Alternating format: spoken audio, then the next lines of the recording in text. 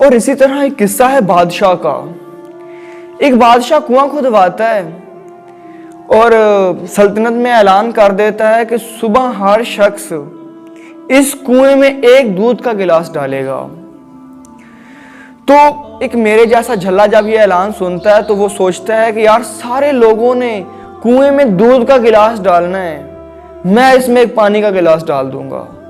جہاں ہزاروں لوگوں نے اس میں دودھ کا گلاس ڈالنا ہے، میرے ایک پانی کے گلاس سے کیا فرق پڑ جائے گا۔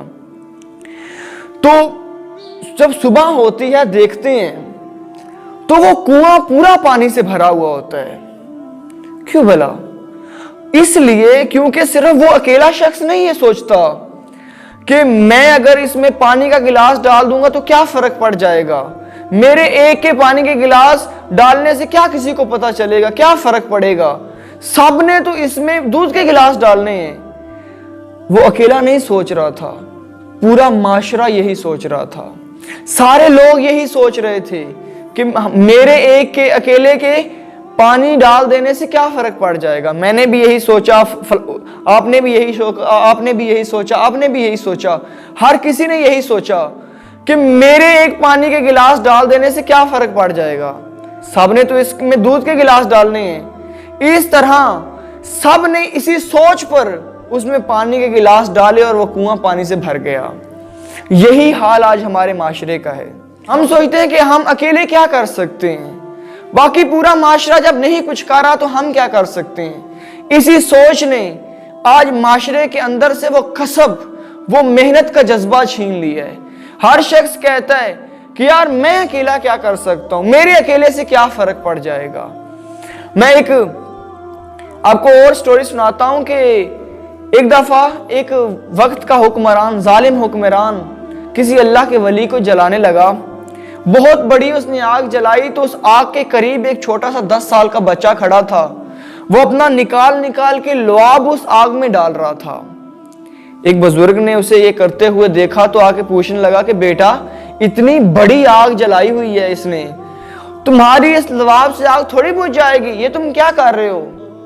وہ بچہ کہتا ہے بابا جی میں جانتا ہوں میری لعاب سے اتنی بڑی آگ نہیں بجھ جائے گی، لیکن اگر اللہ مجھ سے پوچھے گا کہ تیری آنکھوں کے سامنے وقت کے ظالم حکمران میرے ایک ولی کو جلا رہے تھے، تم نے کیا کیا؟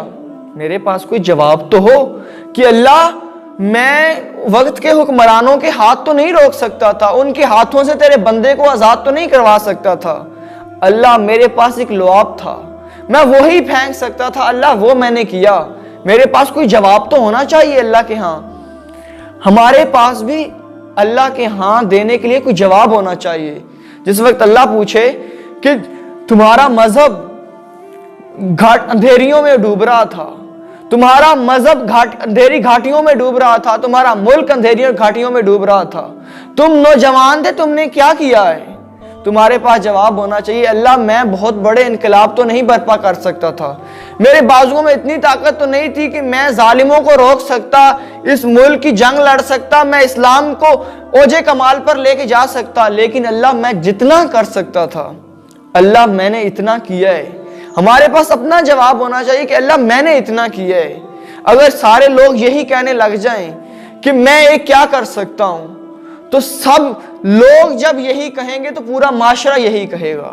اگر سب لوگ اس نظریے پر کھڑے ہو جائیں کہ میں اپنا حق ادا کرتا ہوں، ہر کوئی اپنا حق ادا کرنے لگ جائے تو یہ جب سب ملتے ہیں تو ایک معاشرہ بنتا ہے، اور پھر وہی معاشرے کا سدھار ہوتا ہے، وہی معاشرے کی ترقی ہوتی ہے جب سارے لوگ معاشرے کے بارے میں سوچنے لگ جاتے ہیں۔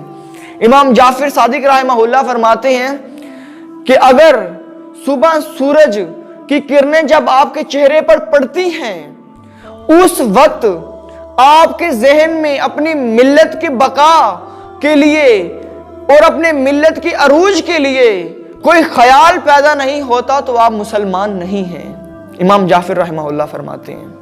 تو ہمارا یہ حق ہے کہ ہم انڈیویجولی جو کچھ کر سکتے ہیں، جتنا کر سکتے ہیں، اللہ ہم سے نتیجے نہیں مانگتا، ہم نے صرف اپنا کام کرنا ہے، باقی نتیجہ اللہ پہ چھوڑنا ہے۔ اللہ ہم سے کبھی نتیجے نہیں مانگتا۔